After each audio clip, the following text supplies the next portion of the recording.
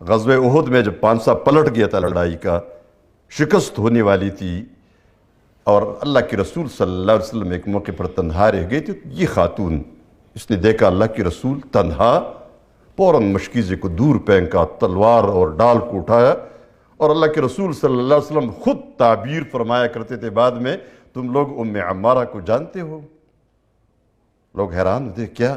ام عمارہ وہ خاتون ہے کہ احد کے دن جب میں اپنے آگے دیکھتا تھا تو ام عمارہ ہوتی تھی، جب میں پیچھے دیکھتا تھا ام عمارہ ہوتی تھی، جب میں دائیں دیکھتا تھا، جب میں بائیں دیکھتا تھا، انہیں دیوانوں کی طرح اللہ کے رسول کے گرد ایسی دوڑ کر چکر لگا رہی تھی، ہر طرف سے خطرہ تھا۔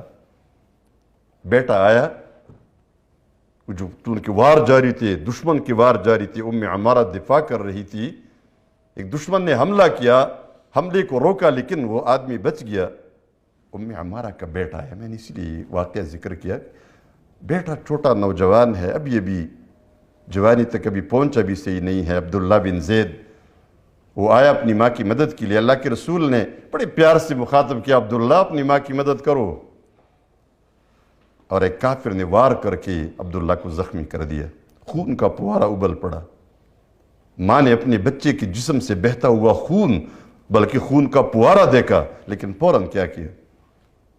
فوراً دوڑی، بڑی سرعت کے ساتھ، جلدی کے ساتھ کوئی دوپٹہ یا کوئی کپڑا اٹھا کے اس کے ہاتھ کو باندھا، خون بند ہو گیا، اور کہا عبداللہ اٹھو، اور جب تک تمہاری جان میں جان ہے لڑو، اور میں تمہیں نہیں بخشوں گی۔ مائیں کہتی ہے نا، میں تمہیں اپنی سینے کا دودھ نہیں بخشوں گی، اس نے کہا میں تمہیں نہیں معاف کروں گی اگر تو زندہ رہا اور اللہ کے رسول کو ذرہ بر تکلیف ہوئی۔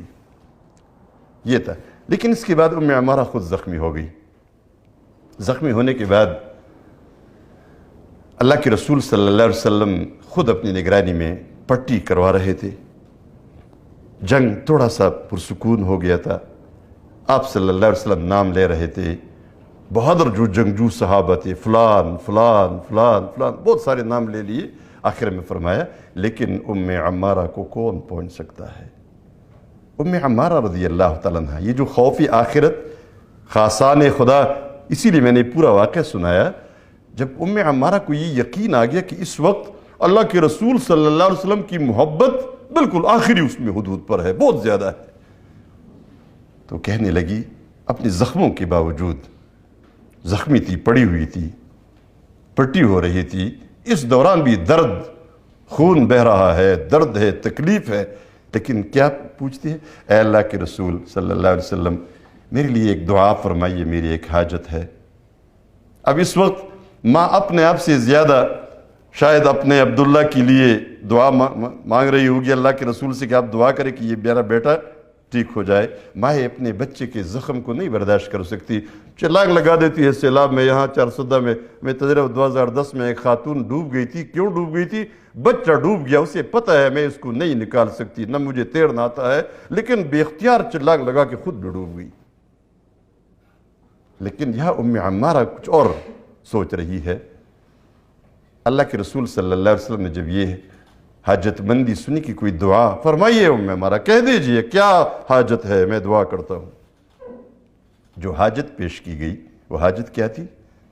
اے اللہ کے رسول، میرے لیے دعا فرمائیے کہ قیامت کے دن اللہ تعالیٰ مجھے اور میرے بچوں کو آپ کا ساتھی بنا دے۔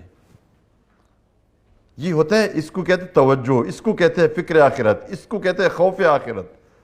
آپ صلی اللہ علیہ وسلم نے ہاتھ بلند کیے، اللہم اجعلہم رفقائی فی الجنہ، اے اللہ ان سب کو میرا ساتھی جنت میں بنا دے، جنت میں ان سب کو میرا ساتھی بنا دے۔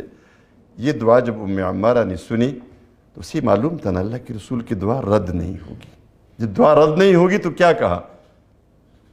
کہنے لگی ما ابالی ما اصابنی اليوم، آج مجھے جو تکلیف اور جو درد پہنچا ہے مجھے اس کی کوئی پرواہ نہیں، میرا کام ہو گیا۔ لا الہ الا اللہ، لا الہ